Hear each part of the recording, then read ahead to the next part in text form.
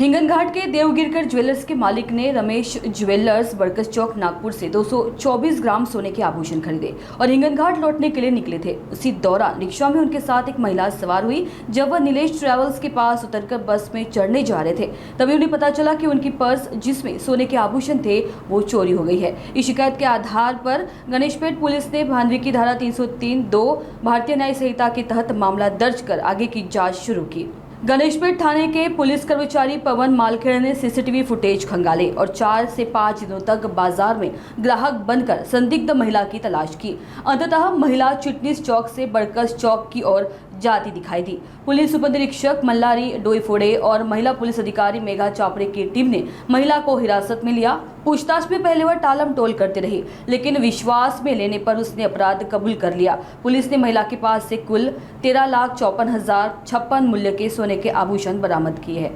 Ganeshpeth police station या ठिकाणी अपराध क्रमांक 122 कलम 303(2) भारतीय न्याय संहिता अन्वये एक अपराध दाखल होता। यामध्ये प्रमोद नानाजी देवगिरकर हे तक्रारदार आहेत। तक्रारदार यांचं ज्वेलरीचं दुकान आहे आणि देवगिरकर ज्वेलर्स म्हणून त्यांनी हिंगणघाट या ठिकाणी त्यांचं स्वतःचं दुकान आहे। परंतु ते मागच्या 20 वर्षापासून नागपूर येथील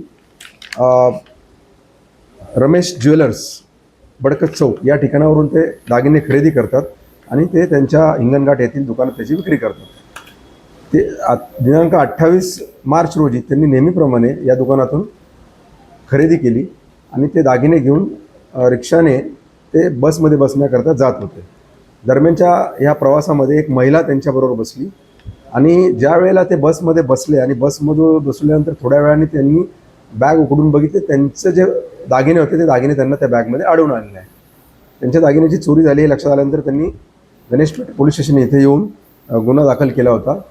त्या गुन्ह्याच्या तपासामध्ये आमचे जे तपास पथकाचे पोलीस उपनिरीक्षक डोईफोड़े आणि त्यांचा जो सहकारी स्टाफ आहे त्या स्टाफने अथक मेहनत केली। 200 पेक्षा जास्त तासाचं फुटेज त्यांनी चेक केलं आणि त्यामध्ये ही महिला जी आहे त्या महिलेने तोंडावरती चेहऱ्यावरती फडके बांधले होते, परंतु त्यामुळं ती ओळखू येत नव्हते। परंतु तिचे काही तिच्या चालण्याच्या लकबीवरून त्या चालण्याच्या पद्धतीवरून आम्ही आमच्या तपास पथकाने तिला शोधून काढल्यानंतर तिला अटक करून 11 तारखेला तिला अटक करण्यात आली। तिची कस्टडी घेण्यात आली। 2 दिवस तिची पोलीस कस्टडी मिळाल्यानंतर तिच्याकडे कसून चौकशी केल्यानंतर तिने तो गुन्हा कबूल केला आणि जवळपास 13,54,000 रुपयाचा मुद्देमाल जे सोन्याचे दागिने हे आम्ही तिच्याकडनं जप्त केलेले आहेत। 153 ग्रॅम सोन्याचे दागिने आम्ही तिच्याकडनं जप्त केलेले आहेत।